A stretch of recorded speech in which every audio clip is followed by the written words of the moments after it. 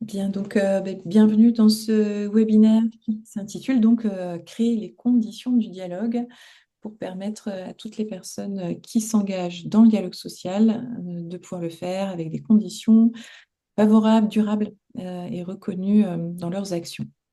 Donc on a le plaisir d'accueillir pour ce webinaire Frédéric Ray qui nous présentera les travaux de Syndicaire. Je lui laisserai la parole tout à l'heure. Nous serons plusieurs intervenantes, il n'y a que des femmes aujourd'hui sur ce webinaire au sein de l'équipe de l'ARACT Nouvelle-Aquitaine. On vous remercie vivement de vous être inscrits à ce temps sur lequel bien, on va échanger sur ces conditions du dialogue. Peut-être en introduction, redire pour les personnes qui nous connaissent pas forcément précisément ce que c'est que le réseau One Act Aract et puis parler du travail, c'est productif. Et à la fin de ce petit temps, je laisserai mes collègues Géraldine et Lénétessa se présenter également. Alors, le thème 2025 de la semaine de la qualité de vie et des conditions de travail, c'est donc parler du travail, c'est productif. On va revenir un tout petit peu en détail sur cette thématique. Le réseau ANACT-ARACT porte cette semaine de la QVCT à l'échelon national depuis de nombreuses années, voire décennies en vérité. On a été créé en 1973. Il y a donc 16 antennes, 16 antennes pardon, sur toute la France. Nous sommes basés à Poitiers pour la Nouvelle-Aquitaine, mais nous avons aussi des collègues qui interviennent à Bordeaux et à Limoges. Et notre mission, c'est de promouvoir en fait tous les projets qui visent à l'amélioration des conditions de travail d'une manière générale, le plus près possible en fait des acteurs locaux, donc les entreprises, qu'il s'agisse de TPE, PME, parfois de fonctions publiques bien évidemment, en associant systématiquement les représentants des salariés et les directions dans nos démarches. Et je vais revenir un petit peu sur cette particularité de notre agence. Et puis, on vous les a listés, mais c'est pas forcément complètement exhaustif. On a des modalités d'intervention qui sont variées en tant qu'agence d'État. Évidemment, on fait de l'accompagnement en entreprise avec une ou plusieurs structures qu'on peut réunir. On conçoit des dispositifs, soit par secteur d'activité, soit sur un territoire, un bassin d'emploi, etc. Et on les anime avec des partenaires locaux. Pour alimenter tous nos travaux d'intervention, on fait beaucoup d'études et de veille aussi pour voir quelles sont les tendances émergentes, quels sont quel est l'état des lieux en fait des conditions de travail chemin faisant au fil des années. On peut proposer de la formation ou de la formation action. Et une grosse partie de notre activité aussi, c'est de vous mettre à disposition un maximum d'outils et de méthodes, la plupart du temps entièrement gratuits et téléchargeables, au titre de notre mission de service public. Et on le fait sur l'ensemble des thèmes que je ne vais pas vous redétailler, mais vous voyez que ça couvre un spectre large, les démarches qualité de vie et conditions de travail, santé mentale, accompagnement au changement, que ce soit voilà, des changements en cours ou à imaginer pour demain, les questions de management d'organisation, le dialogue, et puis la prévention de l'usure, avec de manière transverse une préoccupation pour toutes les populations au travail et notamment un volet sur la promotion de l'égalité femmes-hommes.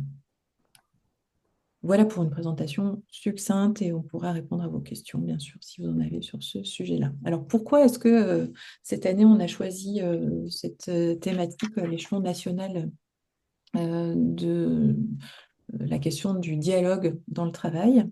Alors, parce que déjà, dans notre constitution, nous sommes organisés de manière pleinement paritaire et que c'est une de nos conditions d'intervention. L'expérience a montré au réseau Anactaret que pouvoir se parler entre les salariés et ou leurs représentants et les personnes qui organisent et conçoivent le travail permet finalement à la fois de mieux faire, bien réussir son travail et de bien le vivre.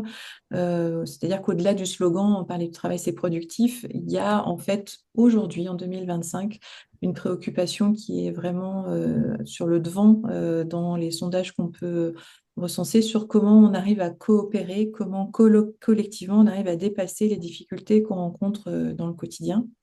Et on le voit dans nos interventions que sans ces espaces de discussion sur le travail et de dialogue social, les questions de performance, de réussir à faire le travail, les questions d'anticipation des changements à venir et les questions de santé que ça procure aussi de pouvoir s'exprimer sur son travail sont encore à améliorer.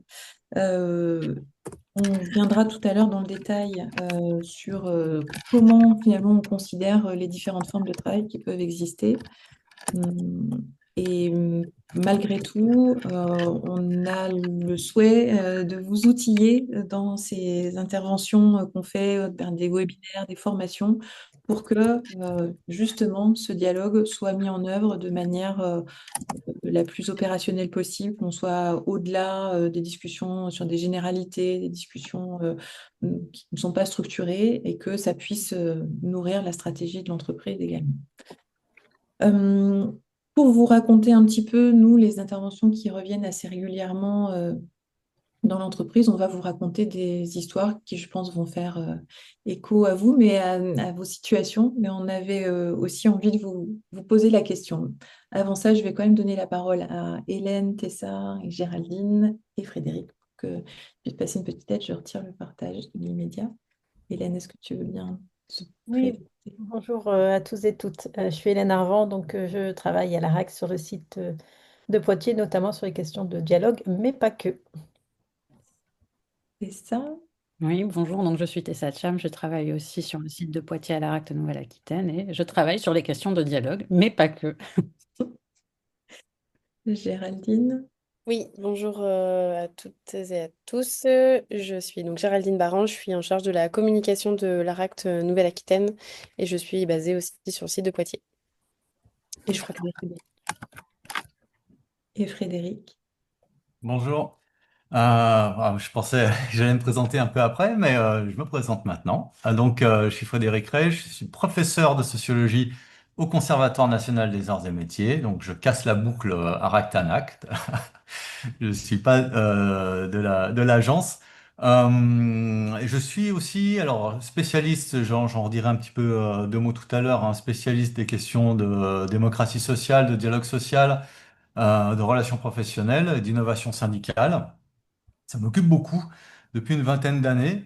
Et ce qui m'occupe aussi pas mal, en plus de tout ça, c'est la codirection du laboratoire LISE. Donc le laboratoire LISE, c'est une unité mixte de recherche du CNAM et du CNRS. Normalement, vous devriez voir apparaître tout à l'heure un peu les logos institutionnels dans le diaporama qu'on a prévu. Et donc le LISE, c'est un laboratoire qui regroupe une centaine de chercheurs et de chercheuses, pardon, qui travaillent sur des questions de travail, d'emploi, de relations professionnelles, de politique publique, etc., etc. Merci Frédéric. Bien, alors peut-être avant qu'on vous raconte l'histoire de trois salariés qu'on a rencontrés dans nos interventions, on vous propose de vous poser la question à vous. Est-ce que pour vous, se parler du travail, c'est productif? Et on vous demande d'y répondre non pas dans l'idéal et dans l'intention, mais dans votre quotidien aujourd'hui. Est-ce que vous percevez que se parler du travail, c'est productif? Et pour le faire, on vous propose de le faire juste en mettant un pouce pour dire oui, moi je le vis de cette façon-là, ou non, je le vis pas vraiment de cette façon-là dans mon quotidien. Et on va regarder si on a une vague jaune de pouces qui se lève. Ou, alors j'en vois un, deux, trois, six, sept, bon, huit. Il y en a qui mettent le pouce vers le bas. Il y en a qui mettent le pouce dans la zone de chat. Il y en a qui mettent dans la zone de chat. On a 3 Ouais. zones de chat. Bon. Il y a des pouces levés, il y en a vers le bas aussi. Il y a peut-être des indécis qui se disent bah, si moi je devais répondre à cette question, je ne sais pas peut-être ce que j'aurais à argumenter. C'est pas une vague de pouces levés, c'est pas non plus une vague de pouces négatifs. Là, vient de sortir, et vous les trouverez sur le site de l'ANACT, les résultats d'une consultation nationale sur justement comment les gens considèrent le dialogue au travail. Et on a quelques éléments qui, somme toute, ne sont pas très différents des sondages qui ont pu être administrés sur ce sujet il y a quelques années maintenant, voire quelques décennies, qui nous laissent penser qu'effectivement, c'est un sujet qui a besoin de cheminer.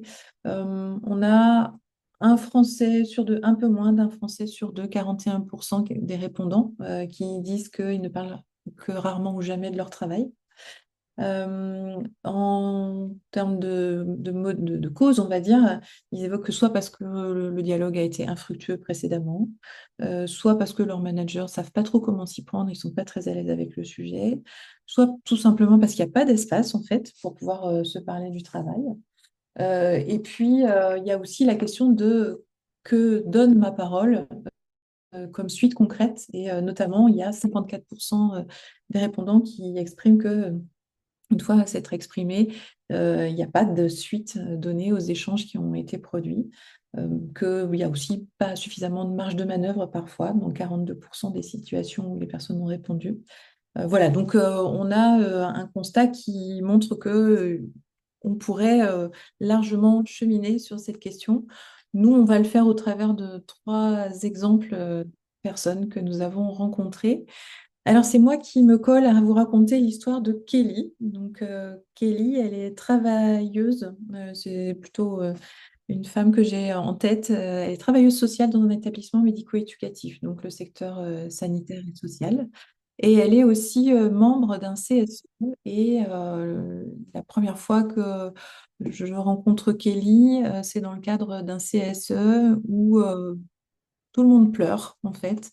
Les managers intermédiaires, les salariés. Il y a désormais l'inspection du travail et le médecin du travail qui viennent à toutes les instances parce qu'ils sont très inquiets de l'état de santé de la structure et des salariés. Et ça fait environ 10 ans que cet établissement a enclenché une démarche d'évaluation des risques psychosociaux, mais qui n'a pour l'instant pas produit d'effet. Bien Kelly, elle fait partie d'un groupe qui souhaite améliorer les choses. Donc, on expérimente des espaces de discussion sur le travail, on outille aussi le dialogue social. Elle finit par réussir à imaginer que sur certains sujets pour lesquels il y avait pour l'instant des blocages, elle pouvait espérer que des choses allaient se mettre en place dans son établissement, mais ça passe par un temps long où son mandat de CSE la met à contribution fortement parce que elle écoute les plaintes de tous ses collègues de travail et toutes ses collègues de travail, et donc c'est assez difficile pour elle de récupérer en fait un capital santé en tant que représentante du personnel une fois qu'elle a entendu tous ses collègues lui expliquer comment c'est difficile de réaliser son activité dans le secteur sanitaire et social. Voilà pour la situation de Kelly. Alors, moi, je vais vous raconter la situation de Daniel. Daniel qui est opérateur dans une industrie, dans une PME dans les Charentes. Alors, depuis toujours, hein, il a fait toute sa carrière dans cette boîte familiale qu'il a vu évoluer au fur et à mesure et qu'il a vu moderniser également dans ses opérations de gestion, dans sa gestion et dans son management. Et bah, il est membre également de CSE et délégué du personnel. Et bah, son engagement principal, au-delà de vouloir faire du bon travail au quotidien, c'est aussi défendre les conditions et les conditions d'emploi pour ses collaborateurs, enfin ses collègues. Et bah, du coup, il y met tout son temps, tout son âme, tous ses espoirs.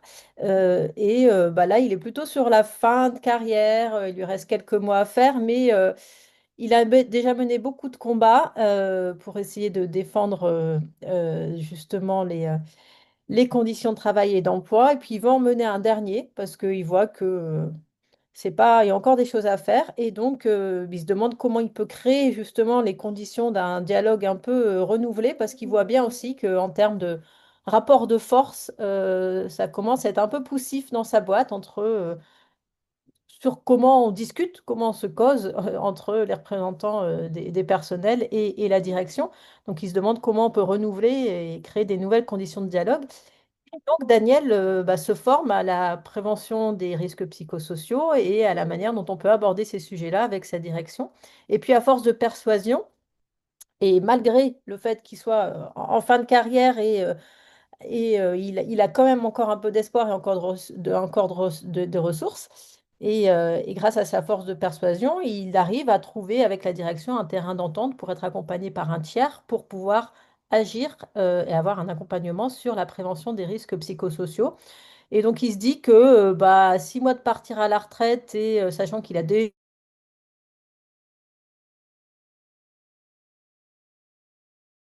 un suppléant, qui est un jeune, c'est plutôt pas mal ce qu'il a réussi à faire, mais il se rend compte aussi que c'est au prix de beaucoup, beaucoup, beaucoup de ressources psychologiques dépensées voilà, et que c'est un combat de toute une vie.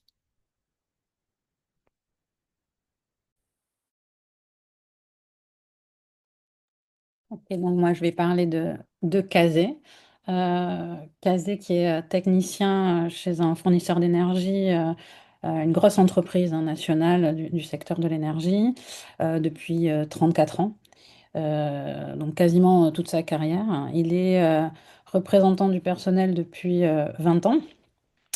Il a connu beaucoup, beaucoup, beaucoup, beaucoup de réorganisations avec une accélération sur les dernières années et l'impression de ne pas sortir de réorganisation. Il a d'abord été DP, puis délégué du personnel et élu en CHSCT, puis en CHSCT et en CE, puis en CSE. Et au fil des années, il a aussi euh, occupé et continué d'occuper des mandats syndicaux. Quand je le rencontre, il est permanent depuis 15 ans. Donc c'est son activité principale. Il siège au CSE, il siège en CSSCT, il est délégué syndical et il a des responsabilités syndicales. Par exemple, il est formateur au sein du syndicat. Euh, à ce moment-là, l'entreprise a un CSE central. Donc c'est une entreprise nationale et il a beaucoup de déplacements. Beaucoup de dossiers, beaucoup de gestion de dossiers individuels. Son téléphone sonne sans arrêt. Il n'arrive pas à lire l'ensemble de ses mails, encore moins à épuiser sa to-do list qui se réalimente de manière permanente. Et il a besoin d'un accompagnement pour l'aider dans le cadre d'un droit d'alerte à mener une enquête. Euh, Au moment où cet accompagnement euh, a lieu, il est en souffrance déjà et ça s'accentue au fur et à mesure des jours. Il voudrait faire une pause, mais il n'y arrive pas.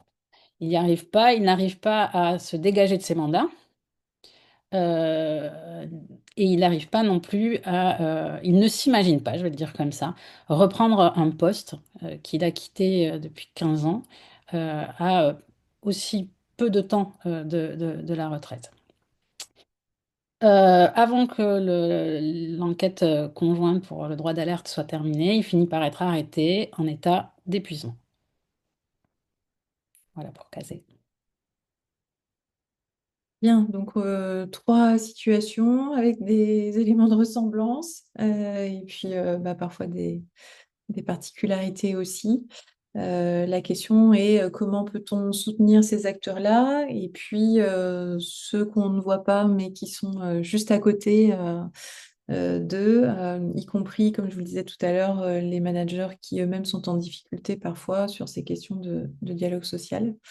Et donc, ça nous pose un certain nombre de questions sur les modalités dont on peut s'emparer pour ne pas arriver à ces situations-là en 2025. Alors ça s'appuie, cette question du dialogue, sur forcément l'accord national interprofessionnel sur la QVCT. Peut-être vous le connaissez déjà, mais c'est bien de se le redire que la possibilité qu'on va avoir de pouvoir s'exprimer à la fois individuellement et collectivement pour régler, souligner en fait les besoins qu'on pourrait avoir pour faire le travail, et puis ensuite de pouvoir agir sur le travail sont un des piliers majeurs qui font qu'on supporte bien et qu'on s'épanouit dans son activité professionnelle. En complément, il y a aussi avoir un travail qui présente un contenu clair et un sens. Et puis, il y a les conditions physiques, organisationnelles et relationnelles non délétères qui sont suffisamment satisfaisantes pour qu'on puisse exercer son travail. Ce sont bien ces trois piliers qui font qu'aujourd'hui, un salarié ou une salariée vont s'épanouir dans leur travail, produire un travail qu'ils vont estimer de qualité, cette possibilité d'expression, elle a plusieurs vertus sur la bonne réalisation du travail et aussi sur le dosage des émotions qu'on peut avoir qui sont associées au travail. Et elle va pouvoir s'exercer dans différents cadres d'action, puisque on va, nous, avoir tendance à parler de dialogue social et dialogue professionnel qui sont deux sphères de conversation complémentaires et pas du tout indépendantes l'une de l'autre. Au contraire, on se dit qu'il faut que les deux puissent se répondre. Donc, on a le dialogue social qui est structuré autour des corps constitués d'élus avec les instances spécifiques, donc CSE ou CSA, CSSCT ou F3SCT selon les univers dans lesquels vous vous trouvez. Et qui là permet d'aller vers des négociations de fond sur des éléments collectifs qui vont englober à la fois les questions, certes, de conditions de travail, mais pas que, d'emploi, d'économie, d'environnement, etc.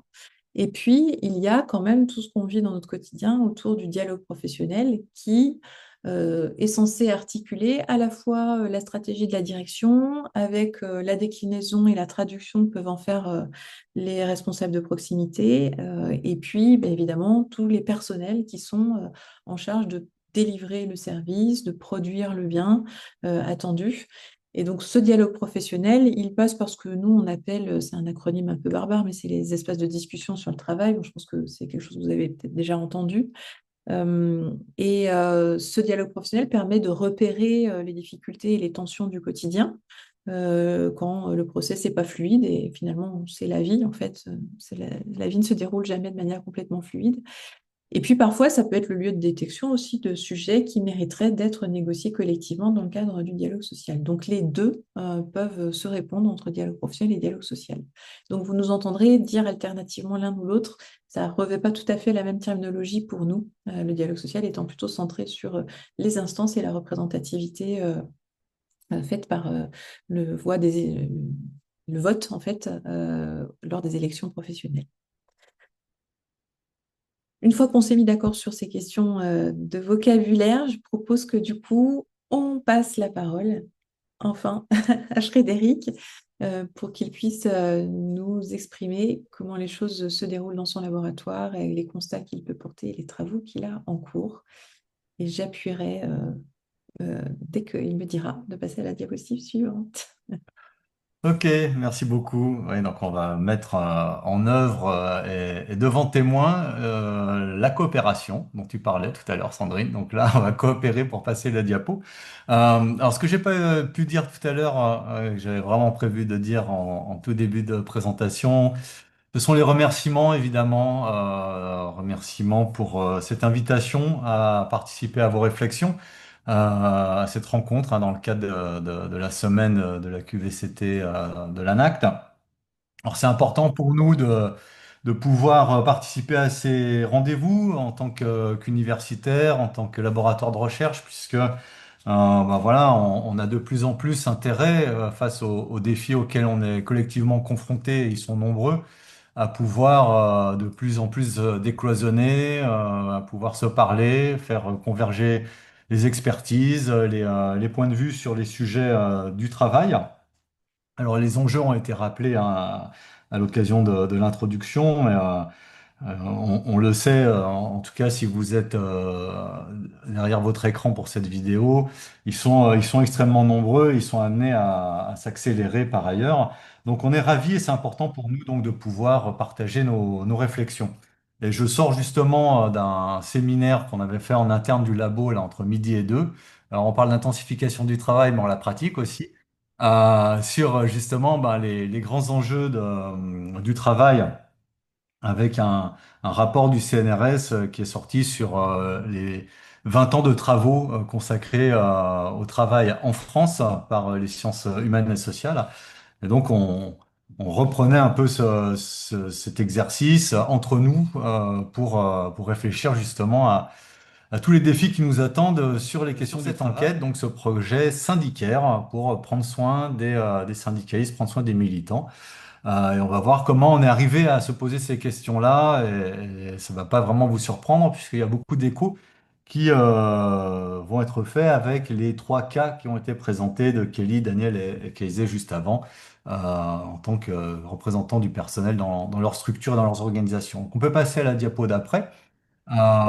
Pour un petit plan vraiment là d'introduction, on va passer vite là-dessus parce que c'est des choses que vous devez connaître déjà très bien.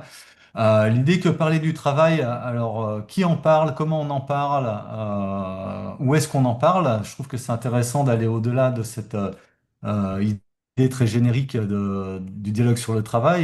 Il y a une pluralité d'acteurs dont les ARACT et l'ANACT font partie, dont les laboratoires universitaires font partie, dont les managers et les représentants du personnel font partie. Donc c'est une réalité qui est sous l'œil du microscope et ça depuis de nombreuses années. Donc c'est intéressant aussi de rappeler, et à travers des travaux très contemporains, à quel point le travail fait l'objet d'un ensemble de travaux, alors notamment des travaux scientifiques, mais que c'est aussi un objet pratique dans les organisations et que c'est une question éminemment politique. Et quand on a croisé ces trois sommets du triangle, eh ben, on se rend compte que, il est particulièrement délicat de parler du travail et de tenir ces trois dimensions-là. Ce qui m'amène après à aller vers un autre aspect très méconnu du travail et de ceux qui en parlent, c'est le travail justement des représentants du personnel et des difficultés auxquelles ils et elles sont de plus en plus confrontés dans l'exercice de leur mandat, comme ça a été un peu évoqué aussi en introduction. Et pourtant, c'est un enjeu contemporain extrêmement important. Donc, le travail, non, non, c'est parfait, c'est parfait. Le travail, une réalité sous l'œil du microscope, donc ça vous a probablement pas échappé si vous êtes connecté à cette visio aujourd'hui, à ce webinaire. Il y a toute une littérature qui crée un peu l'actualité et qui a eu pas mal d'échos médiatiques sur la question du travail, avec une entrée plutôt sur les difficultés ou les problèmes hein, liés au travail. Quand on parle santé au travail et qualité de vie au travail, on a plutôt spontanément tendance à penser bah, aux difficultés auxquelles les travailleurs et les travailleuses sont confrontés. Et donc, bah, voilà, j'ai mis quelques exemples d'ouvrages récents qui sont sortis sur le sujet. Il y a des noms que vous devez certainement connaître de façon assez... Alors, le livre de Marie Peset est pas nécessairement très récent, mais enfin, il est toujours d'actualité, malheureusement. Donc voilà, tout un ensemble de travaux qui montrent à quel point eh ben, le travail en tant qu'activité est particulièrement bien scruté avec des indicateurs qui montrent qu'en France, notamment quand on se compare avec d'autres pays européens ou de l'OCDE, on arrive à des scores qui sont plutôt de queue de peloton, plutôt une situation de la qualité du travail et de l'emploi qui sont dégradées. Donc, ça nous invite encore plus à nous poser la question des leviers sur lesquels on peut compter pour améliorer cette qualité du travail. Et donc, parler du travail, ça paraît être un préalable indispensable pour commencer à s'attaquer au mot MOIX du travail. Donc, la diapo d'après, c'est une diapo qui décline un petit peu les trois sommets du triangle que j'évoquais. Il y a toute une littérature hein, qui parle du travail. Parler du travail, c'est productif aussi pour le monde universitaire. Il y a toute une production scientifique qui permet de mieux comprendre, de mieux connaître le travail en tant qu'activité, mais aussi qui s'intéresse à la façon dont on parle du travail. Donc vous reconnaîtrez peut-être des auteurs que vous connaissez bien, comme Yves Clos par exemple sur la clinique de l'activité, Mathieu Detchesséar, je pense à Stéphanie Gentil aussi par rapport à leurs travaux sur le dialogue professionnel, ça a été évoqué en introduction. Donc il y a des travaux scientifiques sur la question de la parole, du dialogue et de l'expression et de la prise en compte de la parole du travail dans les entreprises. C'est pas qu'un objet scientifique, c'est aussi un objet éminemment pratique, un sujet pratique. Et là, ben, alors, voilà, c'est pas juste un clin d'œil à l'agence, mais enfin, quand même, on peut pas évoquer la question du travail et de la parole et de l'expression sur le travail sans évoquer les supports qui sont produits par l'ANACT, les espaces de discussion sur le travail, le dialogue professionnel, reconsidérer le travail, hein. Donc, si vous avez suivi les travaux des Assises du travail, l'une des préconisations consiste là aussi à renforcer le dialogue et la parole sur le travail. Les travaux de la Fabrique de l'Industrie et tout récemment le cycle de réflexion qui a été initié notamment ici par la CFDT, pour réfléchir et s'exprimer sur le travail qui s'appelle Place du travail. Donc un objet très, très concret, hein. Comment on fait pour parler du travail? À quelles conditions est-ce qu'on parle du travail? Et puis, dernier point, dernier angle, disons sommet du triangle plutôt, le travail comme question politique. Parler du travail, c'est ouvrir une boîte qui, pour certains ou certaines, peut être une boîte de Pandore, puisque cette question du travail, elle pose plein d'autres questions sur le partage des responsabilités, sur la légitimité, la connaissance du travail, sur les modes de gouvernance. Donc, beaucoup de questions. Donc là, je vous ai mis, alors, c'est un peu de l'autopromo parce qu'il y a pas mal de collègues qui sont membres du laboratoire LIS, hein. C'est le cas de Michel Allemand, Simon Cotin-Marx ou Maxime Kijou, Camille Boulier, voilà. Donc c'est quatre auteurs qui sont membres du labo, et qui se posent la question justement des nouvelles formes d'organisation du travail, d'organisation collective du travail, qui viennent bousculer finalement les modes traditionnels d'organisation dans lesquels justement la question de la place de l'expression sur le travail et du dialogue sur le travail est problématique, hein. Donc, est-ce qu'il y a d'autres espaces, d'autres communautés de travail qui seraient plus démocratiques, qui donneraient davantage la parole à leurs membres et avec quels effets, et pourquoi c'est pas davantage diffusé, etc. Donc là, voilà, trois sommets d'un triangle, objet scientifique, sujet pratique et question politique, avec une question, nous, qui nous a interpellés en tant que chercheurs et chercheuses sur les questions de syndicalisme et sur les questions euh, de relations professionnelles, puisque c'est mon domaine de spécialité, comme je l'évoquais en propos introductif, en présentation. C'est que on a des acteurs dans les entreprises qui ont été historiquement créés pour traiter des sujets du travail. Et ces acteurs-là, ils s'appellent les élus du personnel, les représentants du personnel. Alors, au fil de l'histoire, ils ont changé de nom. Récemment, ils sont des élus du CSE. Ce sont des délégués syndicaux aussi. Donc, on a quand même un univers, un système d'acteurs dans les entreprises à partir de certains seuils. Et pour les TPE, on a des dispositifs ou des instances qui existent sur les territoires. Alors après, on pourra en reparler si vous le souhaitez. Mais en tout cas, il y a tout un ensemble d'institutions dont l'une des missions est de parler du travail. Cependant, ben, on peut aussi se poser la question des conditions dans lesquelles ces élus agissent. Comment est-ce qu'ils peuvent parler du travail et quelle est leur réalité en tant qu'élus et représentants du personnel, avec deux enjeux majeurs.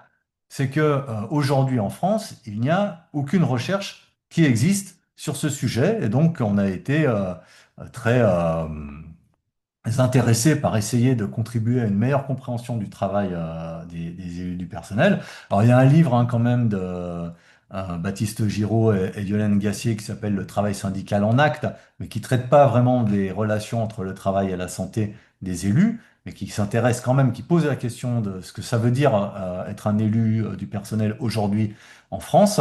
Mais voilà, encore une fois, avec cette impensée de la santé.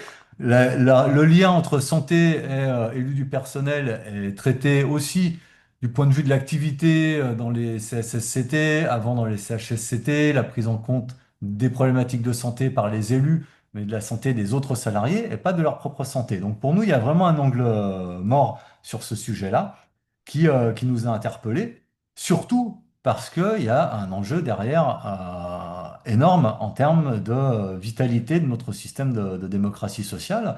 Les représentants du personnel sont un pilier de la démocratie, un contre-pouvoir indispensable. Et on s'est rendu compte au fil de nos enquêtes que ce pilier, il était de plus en plus fragilisé et que cette fragilisation, elle passait notamment par une démultiplication des atteintes à la santé de celles et ceux qui s'engagent dans leur structure pour souvent pour défendre leurs collègues de travail.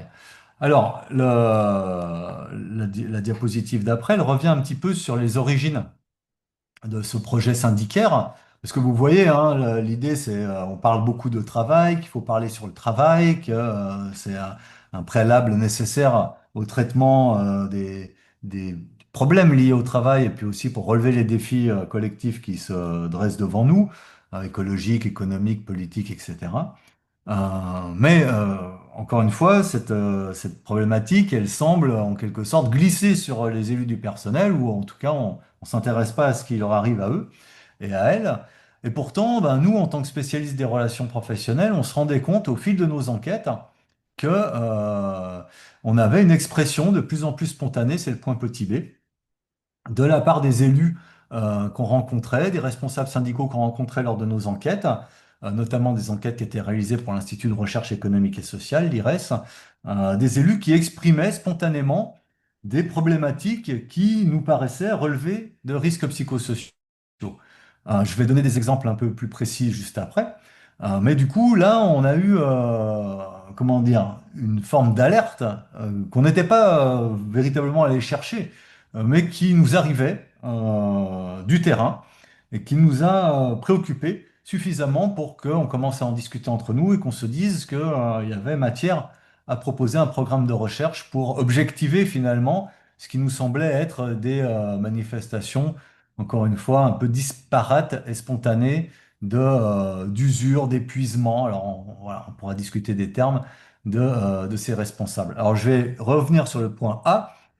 Tout ça, ça s'inscrit quand même dans un environnement dont on sait, notamment aussi à travers un ensemble d'études et de travaux, un environnement du dialogue social en entreprise qui a été profondément bousculé, notamment par les ordonnances de 2017 et la création des CSE, la fusion des instances, la diminution du nombre d'élus, la distance par rapport au terrain. Donc tout ça, enfin, je veux dire, n'est pas sans conséquence sur les représentants du personnel.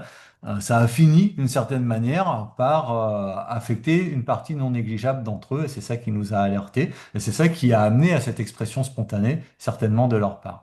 Alors on sait aussi un peu mieux quel est l'état des troupes, grâce à des travaux récents de Secafi, de Syndex, qui ont fait des sondages sur des populations d'élus.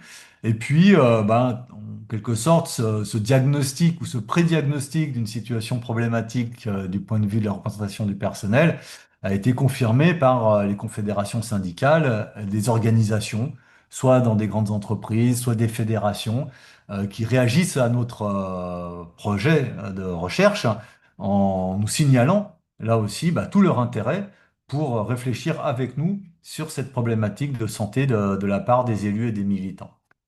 Donc ça a justifié la mobilisation collective sur le sujet. Je vais reprendre chacun de ces 4 points de façon un peu plus détaillée, pas très long, hein, puisque l'idée c'est de pouvoir échanger avec vous, bien sûr, après, et avec les collègues de l'ARACT. Sur le diapo d'après, sur le diagnostic critique, je vous mets un ensemble de références qui pourront vous intéresser si vous souhaitez approfondir cet aspect-là, mais vous devez déjà bien le connaître, donc c'est pas forcément la peine de rentrer dans le détail. Une étude que j'avais coordonnée pour l'IRES, pour la CFDT, sur l'évaluation des ordonnances, hein, qui euh, prolongeait les réflexions qui avaient été réalisées par France Stratégie d'un côté, par l'IRES de l'autre, hein, quel dialogue social dans l'entreprise après les ordonnances en 2017. Nous, on avait était un peu plus engagé dans notre titre en disant que les ordonnances de 2017 avaient affaibli la démocratie sociale en entreprise. Alors on aurait pu rajouter, pour être tout à fait honnête, virgule, selon les élus enquêtés. Voilà, parce que c'est un point de vue des élus que les ordonnances ont affaibli la démocratie sociale en entreprise. En tout cas, dans l'étude, ce sont celles et ceux qui ont été enquêtés. Et puis d'autres travaux, voilà, ceux de Baptiste Giraud et Jérôme Pellis, qui parlent de dialogue social sous contrôle, de Camille Dupuis, Alexis Louvion, Jules Sima, là aussi une étude IRES, mais cette fois pour la CFTC, qui s'intéresse à un sujet qui est au cœur du thème d'aujourd'hui, qui est l'expression directe et collective des entreprises, donc en regardant justement les difficultés pour mettre en place cette expression directe, hein, qui date de 1982 et des lois Auroux. Donc ça, voilà, c'est cet environnement quand même qui montre que j'arrive pas à lire encore le texte d'Élise Levron, mais je devine la suite, ça me fait sourire. En tout cas, oui, voilà, c'est ce que je pensais.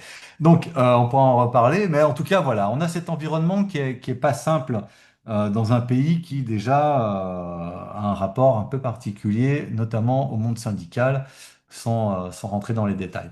Donc, la diapositive d'après, elle rentre un peu plus dans le détail, un peu plus concrètement. Alors, c'est pas, il s'appelle pas Kelly, Daniel ou Kazé, mais il pourrait. Voilà, ce sont des témoignages qu'on a collectés dans le cadre d'études qui, encore une fois, n'avait pas pour objet de saisir la question du travail syndical, du travail militant et de ses effets sur la santé. Là, c'est une étude qui s'appelle ASIT, pour Action syndicale interprofessionnelle sur les territoires, une commande IRES qui nous avait été passée pour aller documenter des bonnes pratiques des syndicats interpro sur les territoires. Autrement dit, les syndicats, c'est pas que dans les entreprises, il y a aussi l'interpro, il y a aussi les territoires, il y a plein de choses que les syndicats font sur les territoires, union régionale, union départementale, etc., union locale. Mais qu'est-ce qu'elles font, ces unions, et qu'est-ce que fait ce syndicalisme interprofessionnel?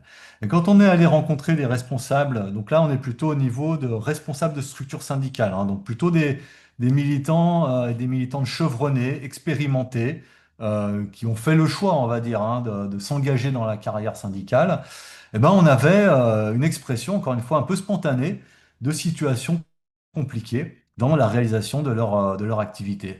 Voilà, j'ai une responsable qui me dit, ça fait maintenant 4 ans que j'ai l'impression de ne jamais avoir du temps pour faire quelque chose, pour envisager des choses sereinement. On est toujours dans la réaction, toujours dans la course.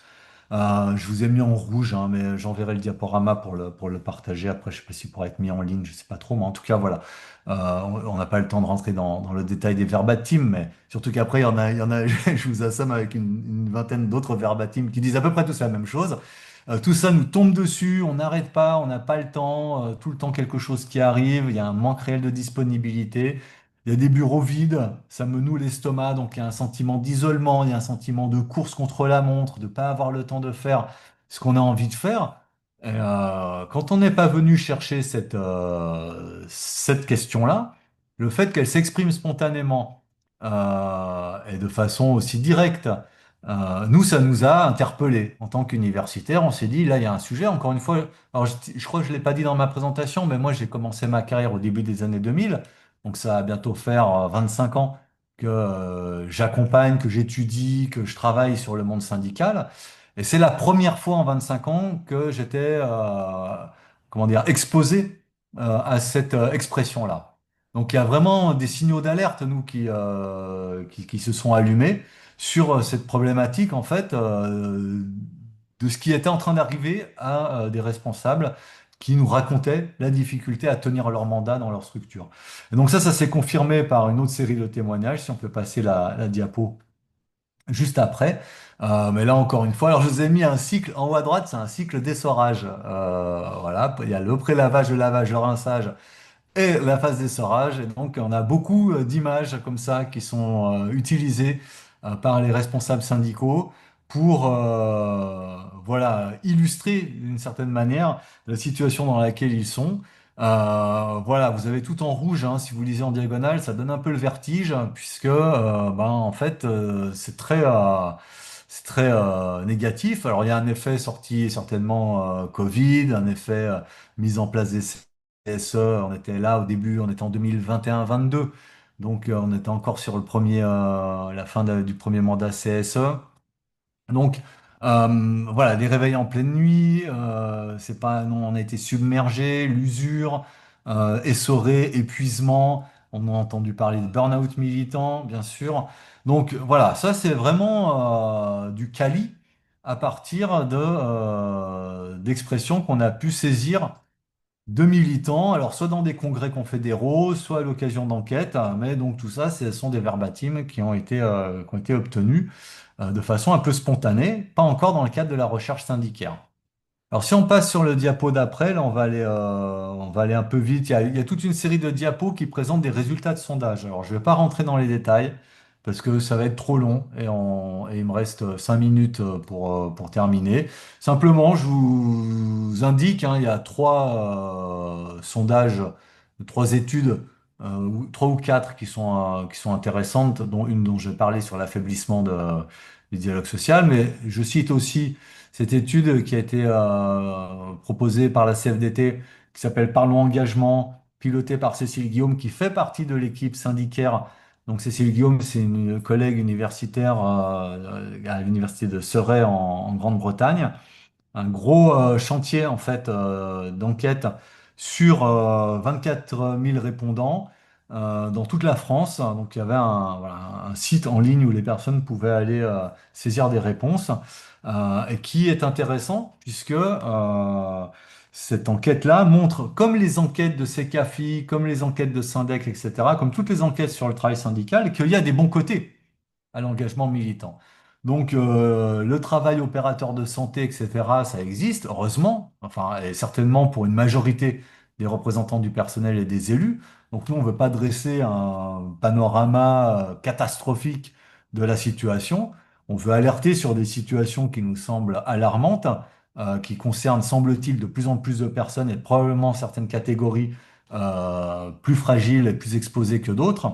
Malgré tout, heureusement, s'engager syndicalement, s'engager dans la représentation collective des collègues, c'est aussi un facteur de sentiment de fierté, d'utilité, d'optimisme, etc. Donc, on peut passer, on peut peut-être sauter toutes les diapos, vous les retrouverez, voilà. En fait, elles disent un peu toute la même chose, hein, c'est que on est dans un environnement qui rend compte d'une dégradation de la situation. Peut-être on peut s'arrêter sur celle-là.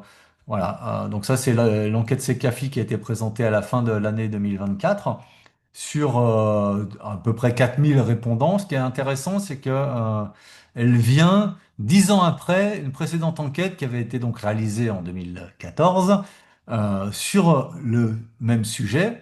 Et donc, ça permet à Secafi de pouvoir comparer certaines réponses entre 2024 et 2014. Et donc on voit par exemple que le sentiment d'isolement, qui est un peu paradoxal par rapport à l'engagement dans le monde collectif du syndicalisme, eh ben, ce sentiment d'isolement, il a augmenté. Alors vous pourrez dire qu'il a explosé ou légèrement augmenté, mais enfin il est passé de 39 à 53% en 10 ans.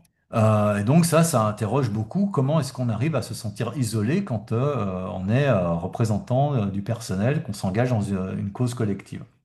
Donc voilà, là aussi, ok, là on peut passer, non mais voilà, vous verrez. Ce qui est intéressant, c'est voilà la dégradation, peut-être hein, qu'on peut garder en tête cette idée que on a un environnement qui est de plus en plus compliqué pour la représentation collective du personnel. Donc là, on voit hein, quels sont les trois principaux sujets qui ressortent par rapport à la difficulté à s'engager, un manque de considération de la direction dans les revendications. Donc l'impression, ça c'est la question du sens, hein, c'est-à-dire quel sens ça a si mon engagement ne produit aucun effet, ne produit aucun résultat. Le temps et l'énergie qui est demandé pour s'engager dans ces mandats.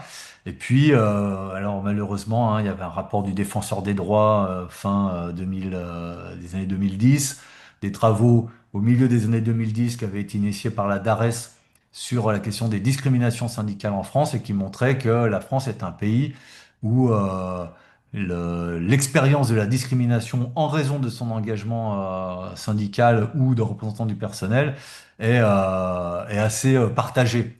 Donc il y a un vrai sujet, ce qui avait amené par exemple Jean-Denis Combrexel dans son rapport sur le dialogue social, a proposé toute une série de dispositifs pour essayer d'améliorer la culture des relations sociales en France, quoi. Parce que je pense et je suis d'accord avec lui, je pense qu'il y a un vrai sujet culturel par rapport à cette place qu'on donne à la représentation institutionnalisée du travail dans les organisations et dans les entreprises.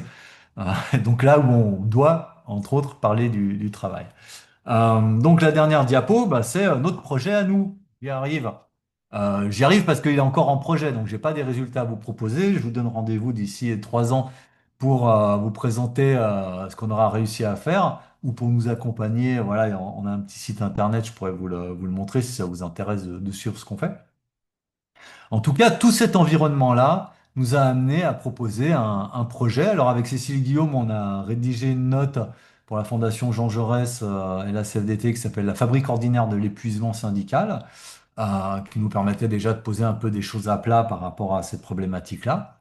Et puis on a voulu aller plus loin puisque ben, là on a beaucoup parlé du cas hexagonal, hein, les ordonnances, etc. Bon, la culture française, nos 10% de taux de syndicalisation, donc on est quand même dans un environnement où le fait syndical est assez particulier dans le monde des relations professionnelles en général, hein, quand on se compare avec d'autres pays. Je parle même pas de la Belgique ou de la Suède ou des pays nordiques, hein, mais même comparé à la Grande-Bretagne ou aux États-Unis, on a un taux de syndicalisation qui est particulièrement faible. Donc, l'idée, c'était d'essayer de réaliser un diagnostic de la situation. Qu'est-ce qu'il en est vraiment de ce sujet de la santé des représentants du personnel?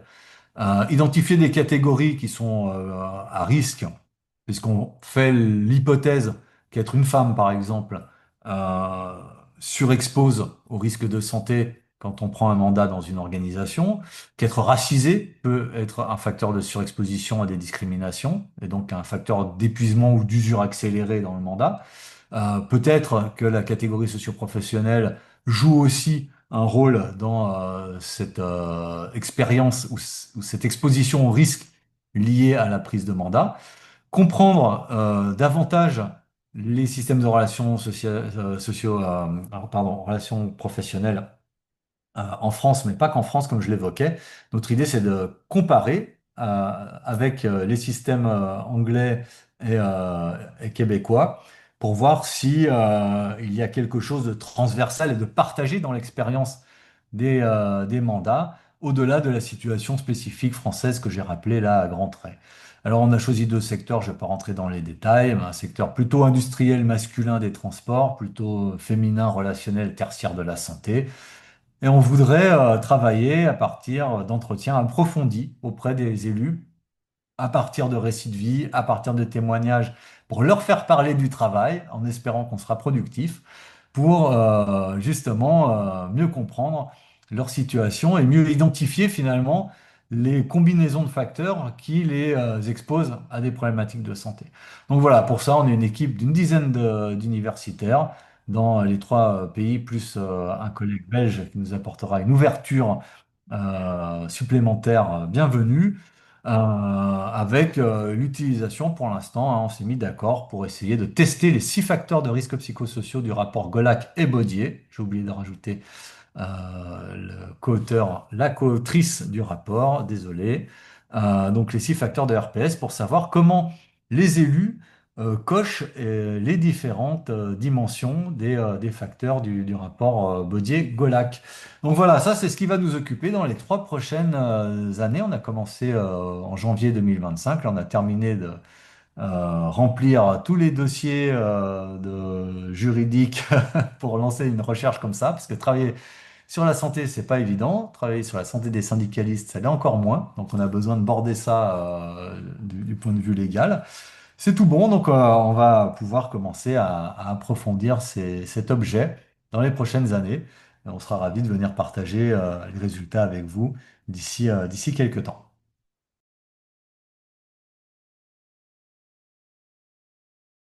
Ouais. Je voulais savoir, est-ce que la médecine du travail prend en compte le fait justement que certaines personnes soient des élus du personnel, justement pour mieux suivre leur santé? Vous voulez dire, est-ce qu'il y a un suivi spécifique, comme on pourrait l'avoir pour des personnes ou rayonnement ionisant ou, je sais pas, travail en hauteur? Oui, peut-être. Enfin voilà, est-ce qu'il y a des questions qui sont plus posées justement à ces élus-là, du fait qu'ils soient justement représentants du personnel et que ça peut être quelque chose que bah comme on le voit et on l'entend quoi, que voilà, c'est pas tout le temps simple à gérer. Est-ce qu'il y a des questions qui sont posées en plus pour savoir comment se sent l'élu et voilà, est-ce qu'il y a un échange quelque part par rapport à ça? Excusez-moi, Florence Soudot, je voudrais rebondir sur cette question parce que pour moi, les personnes syndiquées sont salariés de l'employeur, donc ils sont soumis aux mêmes conditions que les autres. Et je rejoins effectivement cette question. Moi, je ne parlerai pas d'une surveillance spécifique comme les rayonnements ionisants, mais quand on a la personne en face de soi, on est censé lui demander quel est son poste de travail et comment elle travaille. Donc, moi, dans mon milieu, elle peut être brancardier de métier, mais en détachement complet. Donc, sa mission, c'est syndicaliste, représentant du personnel. Donc, c'est les activités qui sont liées à cette mission et pas les activités qui sont liées aux missions de brancardage, qui est son métier d'origine. Donc, pour moi, la question du suivi médical, voilà, effectivement, je vais attendre la réponse, mais pour moi, le suivi médical, il est en lien de ça, quoi. C'est en lien des activités réelles que vous faites, en fonction de la fonction qu'on vous donne et pas du métier que vous avez. Voilà. Si je peux mettre Je ne sais pas si on enfin, a des professionnels de santé au travail qui sont connectés avec nous, parce qu'on n'a pas forcément vos fonctions les uns les autres pour réagir. Peut-être pas. En tout cas, le code du travail, effectivement, définit d'apprécier l'aptitude par rapport au poste de travail tenu. Et il n'y a pas d'obligation de surveillance renforcée comme dans le cas de travail en hauteur, etc. Mais ça mériterait d'être investigué avec eux. On sait que forcément, ils sont, on va dire en théorie, mais en théorie, c'est pas le bon exemple, mais ils sont destinataires de tous les PV, tous les écrits qui sont produits par les instances, quand il y a des instances, qui se tiennent suffisamment régulièrement, qu'ils en sont destinataires. Ils peuvent probablement mesurer l'état du dialogue social à cette occasion-là, s'ils ont le temps de le faire entre deux visites de reprise. Mais ouais, ça peut être intéressant, effectivement. Est-ce que c'est quelque chose que vous avez prévu d'investiguer, Frédéric, dans les recherches, le suivi médical de cette population-là? Forcément. Non, non, mais du coup, alors moi, je veux bien prendre Sandrine dans l'équipe, hein. Donc, non, c'est une très bonne question. Euh, comment on dit, comment il disait, merci de l'avoir posé, c'est ça? Mais du coup, il y a, ouais, il y a un sujet sur la responsabilité. Qui est responsable de la situation? Puisque nous, finalement, comme je l'expliquais, on est témoin, en fait, d'une dégradation de la situation. Moi, j'ai eu l'occasion de pouvoir présenter ces premiers débuts de réflexion et puis la note sur la fatigue, la fabrique ordinaire de l'épuisement syndical à certaines organisations syndicales, etc.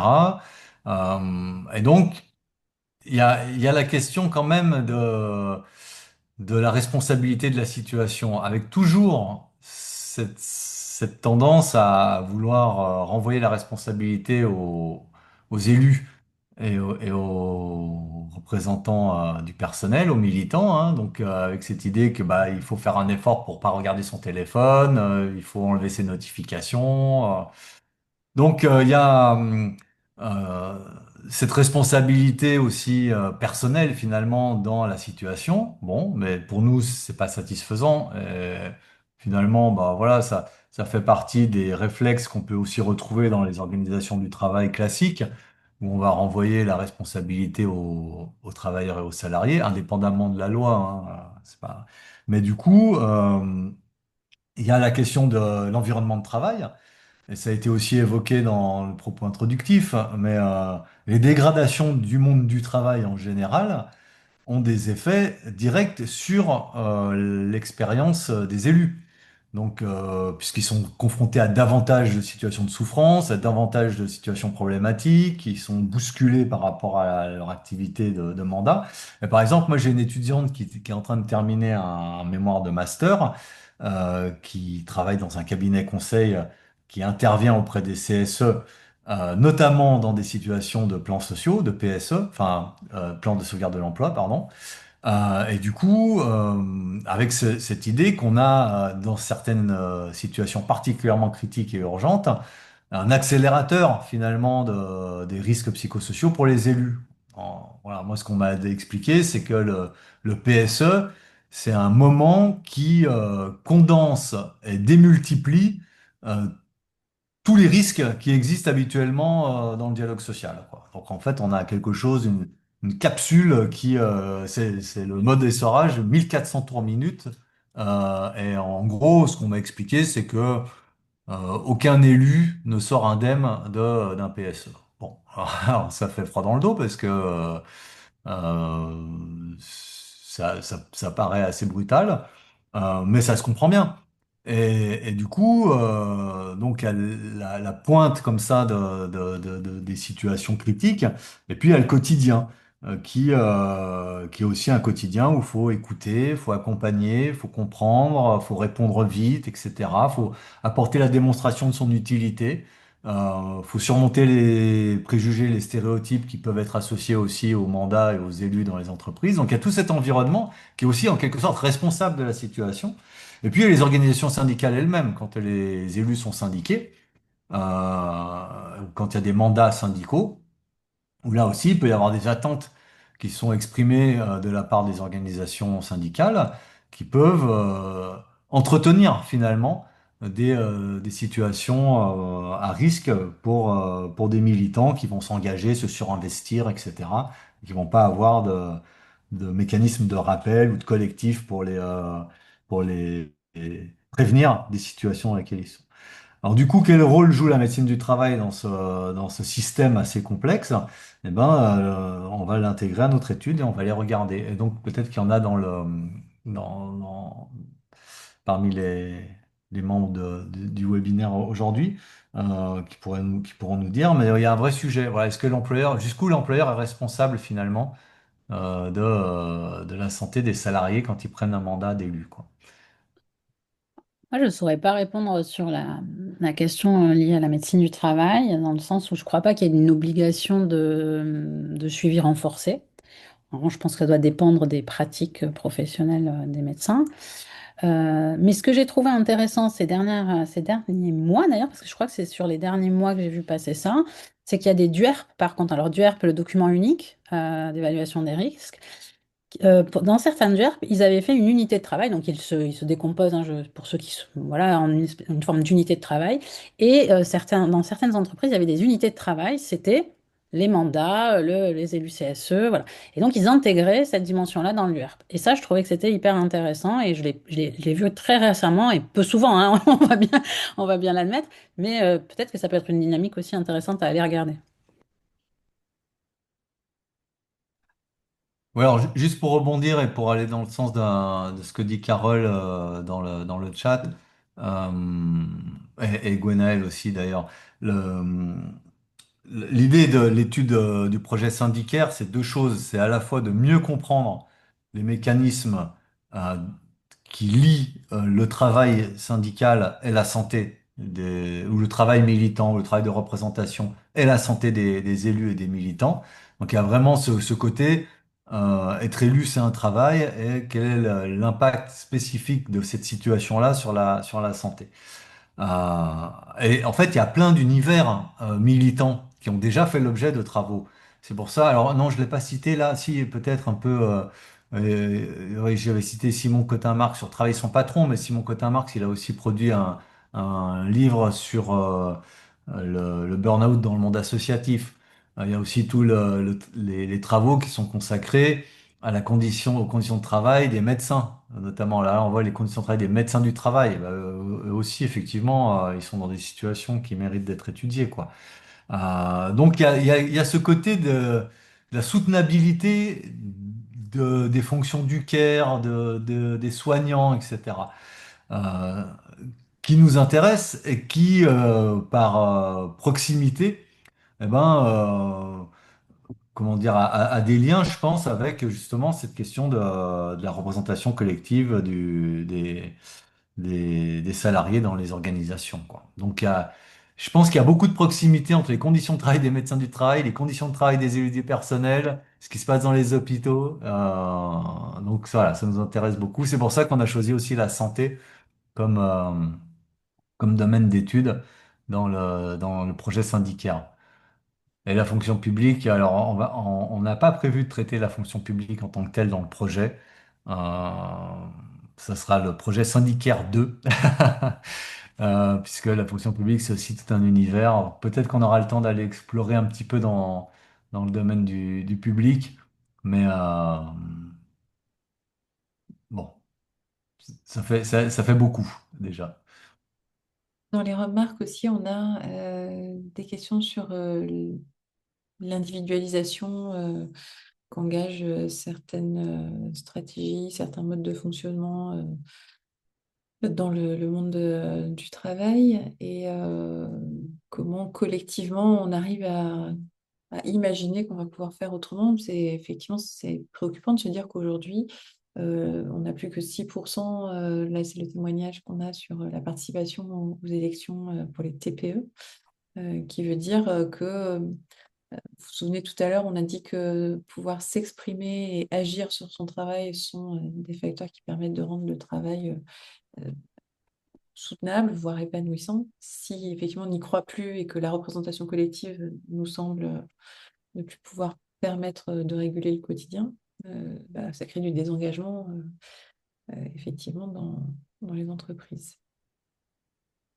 Moi, j'avais il me venait un témoignage en fait, parce qu'on parle des organisations syndicales et finalement, nous qui faisons des démarches paritaires, on rencontre aussi des représentants de la direction à chaque fois. Je pense que je n'en ai encore jamais vu enfin en tout cas ils sont minoritaires, ceux qui vont le cœur léger dans les instances de dialogue social. Donc ils ne les vivent pas forcément bien non plus. Pour reprendre la logique de gagnant-gagnant, qui serait la troisième voie, il faudrait la construire. Et l'exemple qui me venait, c'est un CSSCT auquel nous étions conviés parce que on avait mené une démarche sur la reconnaissance au travail avec un collègue. Et avant même de rentrer dans la salle, on entend les invectives derrière le mur. Donc on entend une altercation entre les représentants de la direction et les représentants des salariés. On nous ouvre la porte, on passe une tête et on nous demande de ressortir prestement parce que c'est pas le moment. Euh, et puis, alors ça peut paraître un peu magique comme ça, mais ça avait véritablement ce caractère magique, malgré tout, avec un outillage de la discussion au moment où nous, on a produit notre temps d'échange sur comment on peut construire la reconnaissance dans cet établissement médico-social. Finalement, les façons dont les personnes ont pu entrer en conversation les unes avec les autres, alors que 2 minutes avant, elles étaient en train de se jeter des tomates à la tête, nous a nourri et nous a donné envie de poursuivre vraiment sur comment on outille correctement le dialogue pour qu'il soit un lieu où on a le droit de ne pas être d'accord, mais de s'en parler pour que ça produise une action qui corresponde à toutes les parties prenantes. C'est loin d'être facile, mais c'est quand même tout à fait possible et c'est éminemment souhaitable puisqu'aujourd'hui on regarde la santé des représentants du personnel, mais les statistiques des dirigeants sont inquiétantes aussi sur leur état de santé. Donc ça ne peut être bénéfique que pour tout le monde en fait de s'attaquer à ce sujet-là.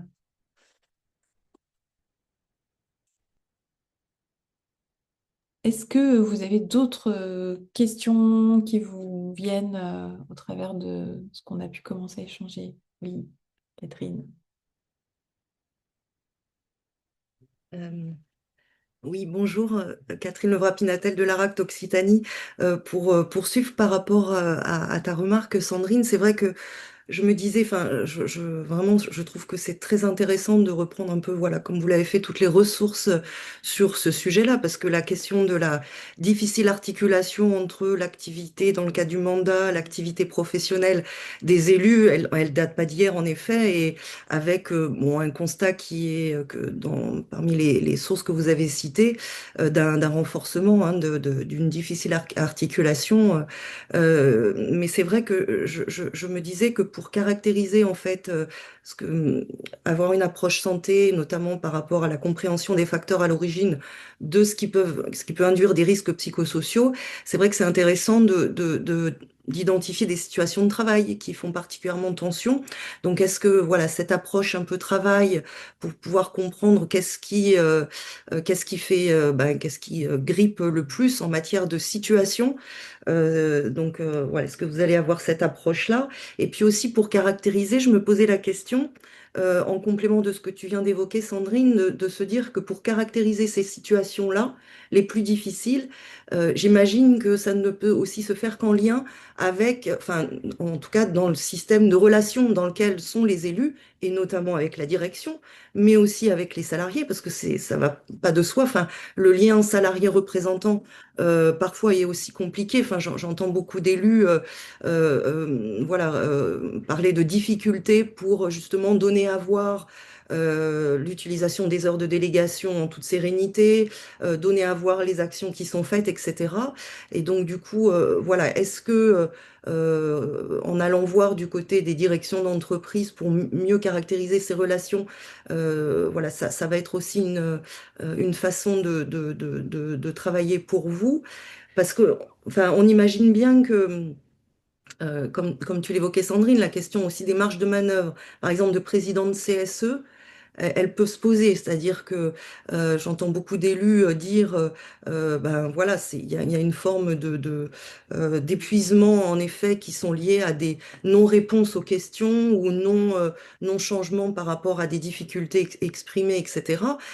Et on s'aperçoit que parfois les marges de manœuvre de ceux qui sont autour de la table du CSE sont pas suffisantes pour pouvoir répondre véritablement aux questions qui sont posées. Donc ça, voilà, et on voit bien que du coup, je pense les formes d'organisation des entreprises et donc du dialogue social sont pas complètement indépendantes à ce que aux situations que vivent les élus. Donc voilà, est-ce que dans les travaux que vous allez mener, vous allez aussi appréhender le lien avec les formes d'organisation des entreprises, des représentations aussi des acteurs par rapport à l'utilité du dialogue social, des questions de santé au travail, etc.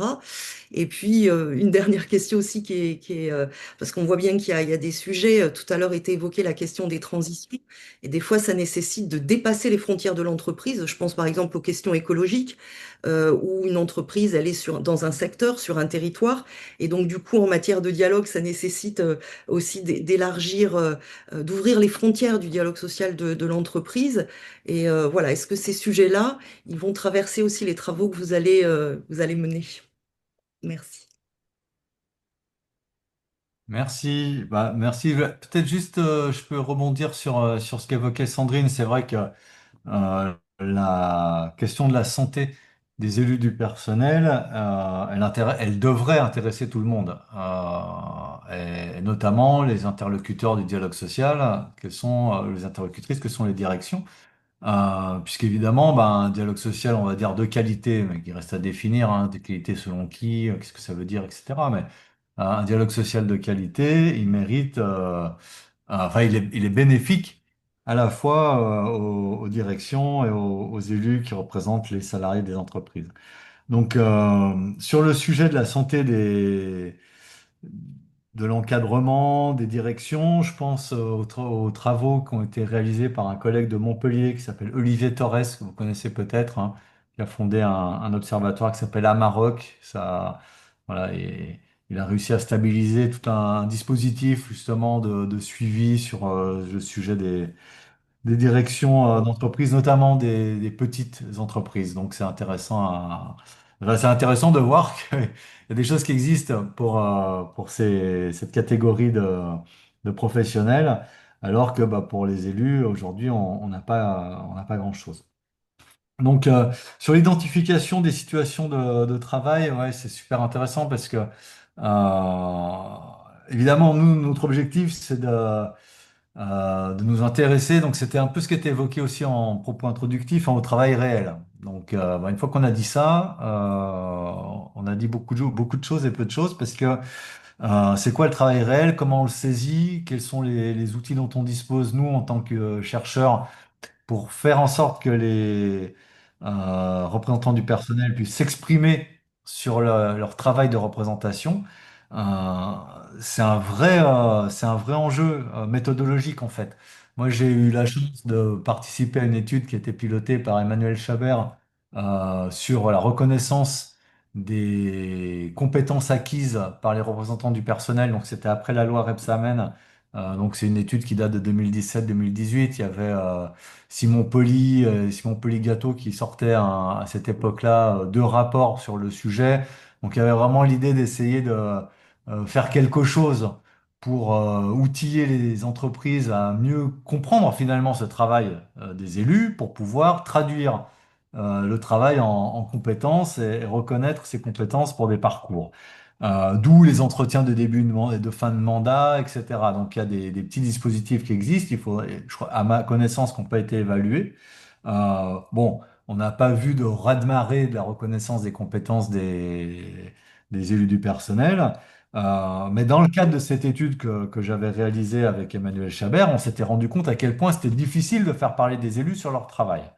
Il y a des freins spécifiques à la situation d'élus, et notamment qui sont à l'opposé de ce de ce qu'évoque Michael Amadis dans le chat. C'est qu'ils ont plutôt tendance à présenter les choses de façon très collective et souvent très peu individuelle. Donc, quand on leur demande ce qu'ils ont fait dans leur mandat, ils disent, bah, nous, on a fait ça. On dit, non, mais c'est pas vous, c'est toi, qu'est-ce que tu as fait? Donc il y a des obstacles finalement à l'objectivation de l'activité militante et de représentation du personnel, liés aussi à cet engagement collectif, à cette dimension collective, qui est un peu contradictoire avec le sentiment d'isolement, mais ça mériterait d'être approfondi. Donc là, moi je trouve qu'il y a un vrai enjeu à identifier effectivement les situations de travail les plus difficiles, et à les comprendre, à faire s'exprimer les élus sur le sujet. Sachant que, en fait, on a pas mal d'ambition et qu'il va falloir qu'on soit un peu discipliné dans l'équipe pour pouvoir essayer de faire correctement notre travail, puisque notamment, ben, on aimerait resituer les expériences, comme je l'évoquais tout à l'heure, dans des récits de vie, donc dans une approche assez longitudinale puisqu'on pense que la situation d'aujourd'hui d'un élu ou d'une élue se comprend à la fois dans un environnement de travail d'une entreprise ou d'une organisation, un environnement collectif, syndical, le cas échéant, mais aussi dans une carrière. Quelles ont été les étapes importantes de l'entrée en responsabilité, de la prise de mandat, quelles étaient les attentes, etc. Donc c'est vraiment la logique du récit pour raconter des parcours d'engagement et comprendre en fait des formes de dégradation, d'épuisement, des moments un peu décisifs finalement dans ces parcours. Qu'est-ce qui s'est passé qui a pu entraîner finalement une dégradation de la santé en lien avec le mandat. Donc ça, c'est une perception un peu voilà, dynamique de la situation.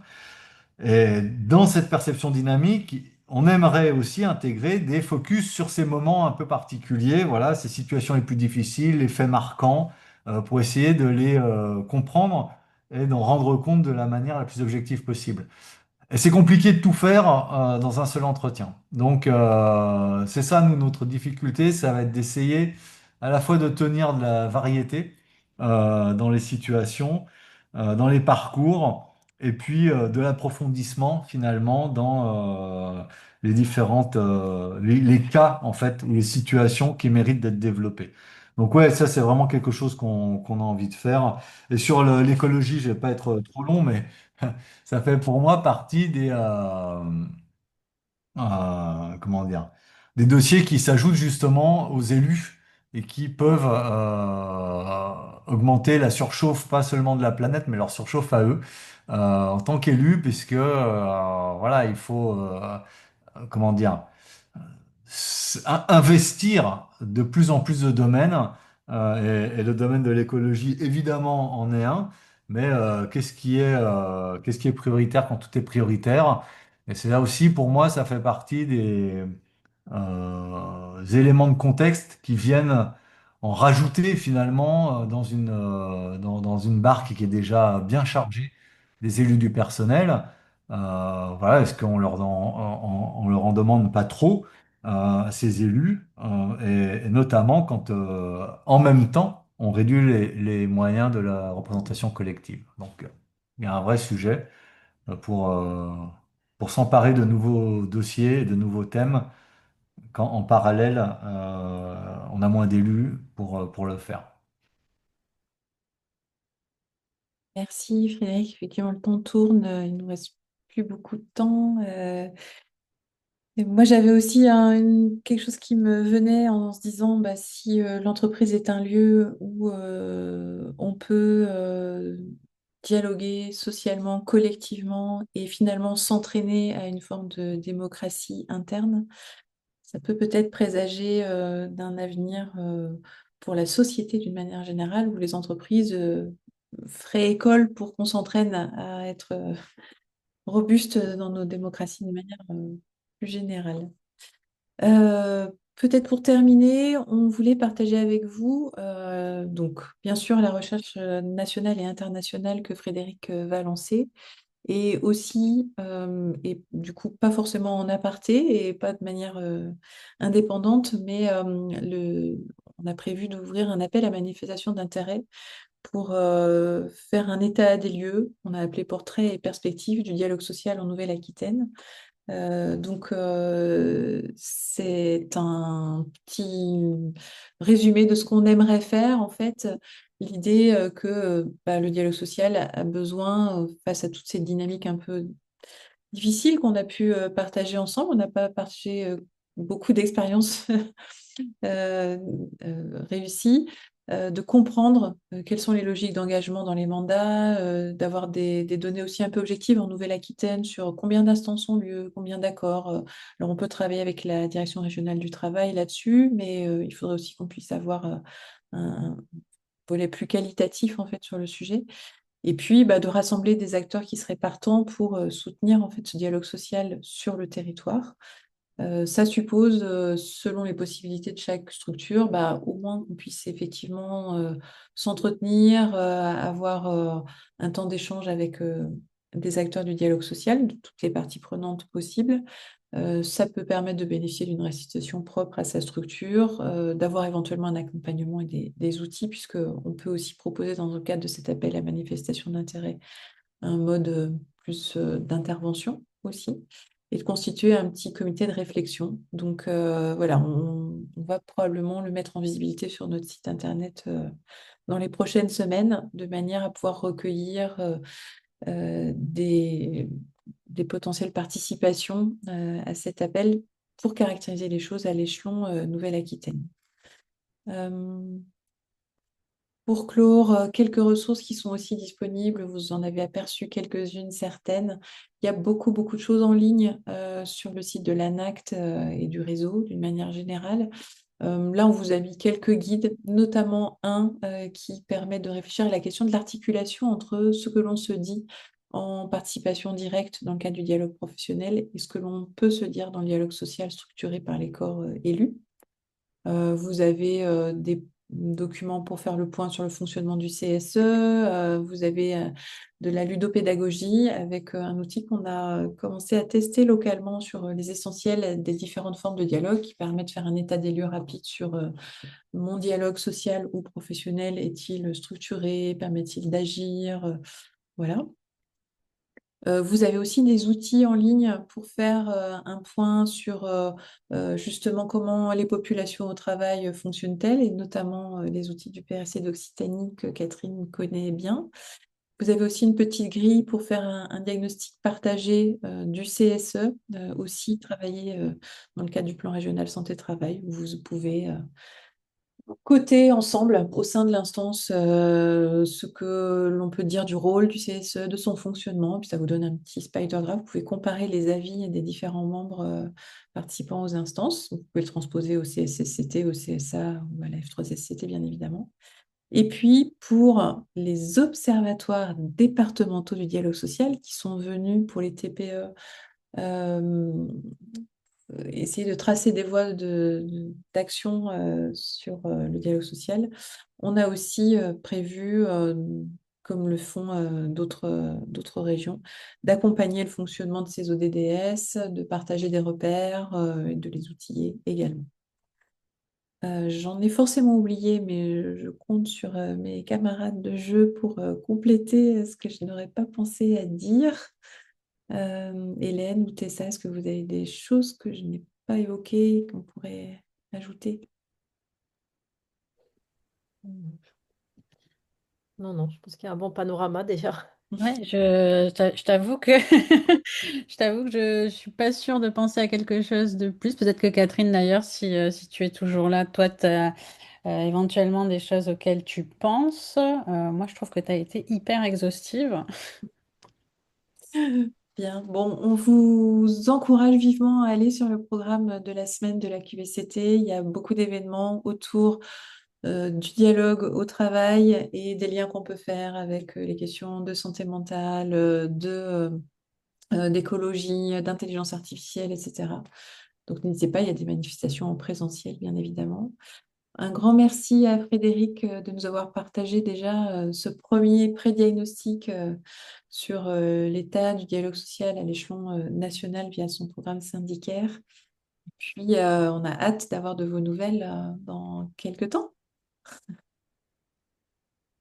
Ah, attends. C'est bon, voilà, je savais pas si j'avais mon micro ouvert ou pas. Bah, c'est moi qui vous remercie. Voilà, j'étais en train de mettre des trucs dans le petit chat sur le côté, là, voilà. Je mets aussi le petit site internet pour nous suivre. Merci beaucoup pour l'invitation. Voilà, on est ravis de proposer ce projet syndicaire et de pouvoir en parler dans voilà, des occasions comme ça. C'est parfait. Et merci pour votre accueil.